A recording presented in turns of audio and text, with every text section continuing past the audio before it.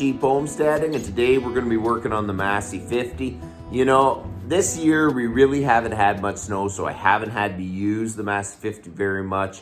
And I mean, we really had this much snow on the ground, which isn't normal for us. So I've kind of let it go. The forecast changed last week and it started showing 25 to 35 centimeters of snow. And now there's some reports that it could be even 40 centimeters of snow, which is a good dumping. And I thought, I'm going to get out there, make sure the tractor runs and everything's working. So I get out there, the tractor fires up really nice, and the hitch won't lift, the blade won't lift. And I'm like, oh no.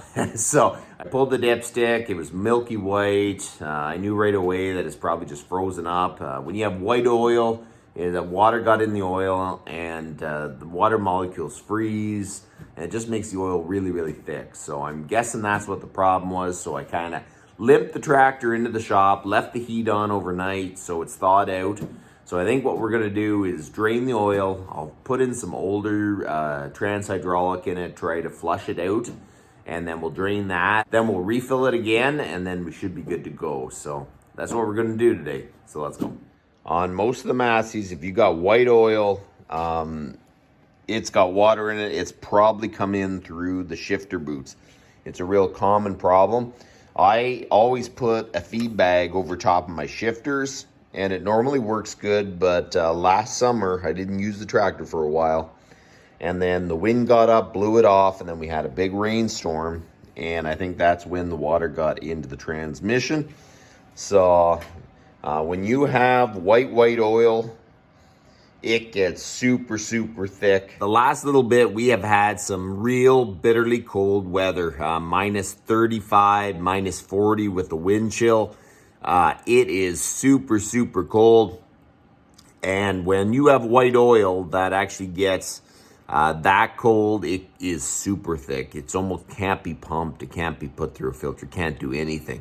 It wasn't a surprise after seeing the oil was white that the hydraulics weren't working. So you know what, the only way you can fix this is try to get it into a warm place, and if you don't have a warm place, you're gonna have to get like a kerosene heater and try to cover up the tractor and get the tractor hot, because you can't drain out that oil, because you're still going to have water probably frozen on the bottom of the transmission case. Because my guess is when we drain this, we'll probably get water first and then we will get white oil. So let's start draining it.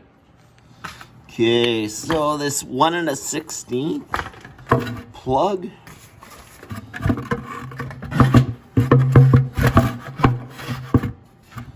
remove and see what comes out of it.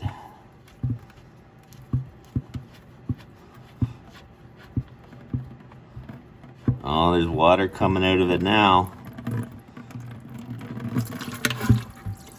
That is pretty much a lot of water. Okay, so we're gonna plug this.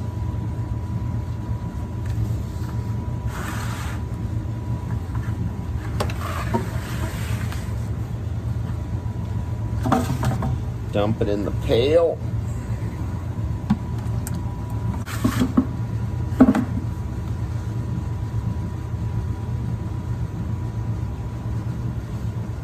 There was still crystallized chunk of ice coming out of there, so I'm hoping that it is thawed out enough to get most of the water out. Man, no wonder it froze up. That's a lot of water.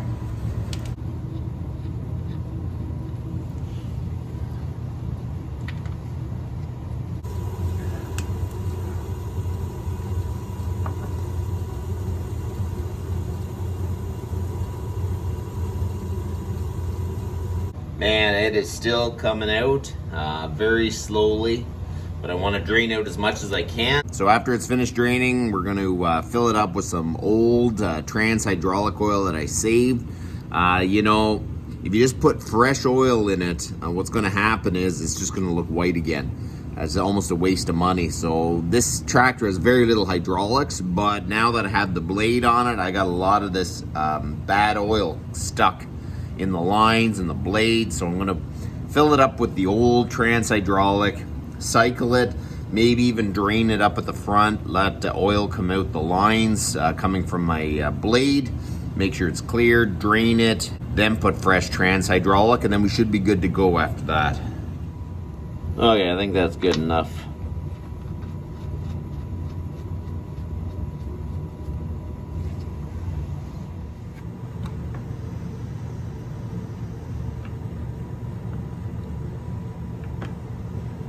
So we're going to start up the tractor, try to clear the old fluid out of the lines and everything.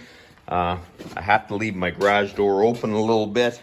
I hooked up an old drain spout to go outside the door, just so I don't gas myself out, but hopefully we'll be able to run it a little bit and get the hydraulics cleared. And then we can drain it one more time, and then we should be good to go.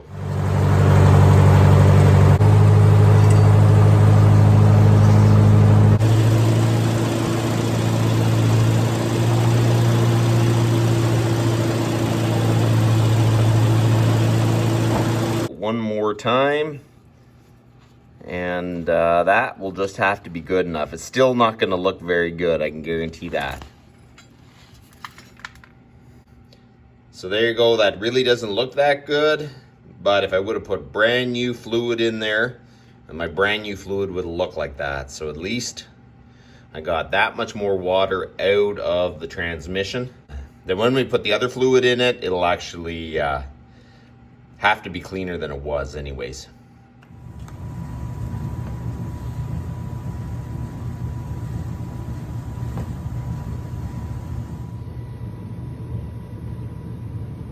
We are going to start it up, check the levels one more time, make sure everything is good.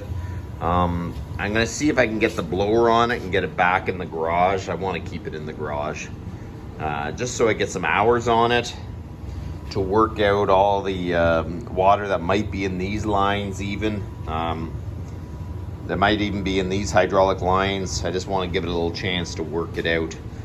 I got about a foot there,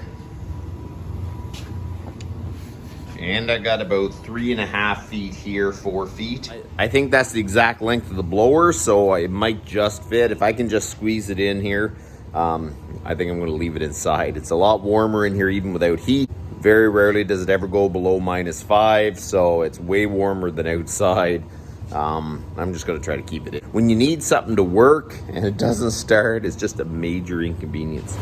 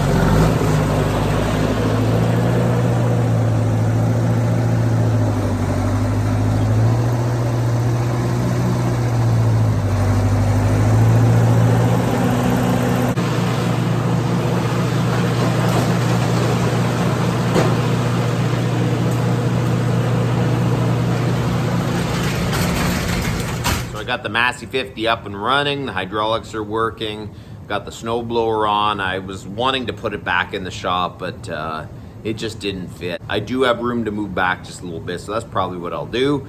And then I can fit the tractor in with the blade and the blower. So that's about enough for today. You guys have a good one.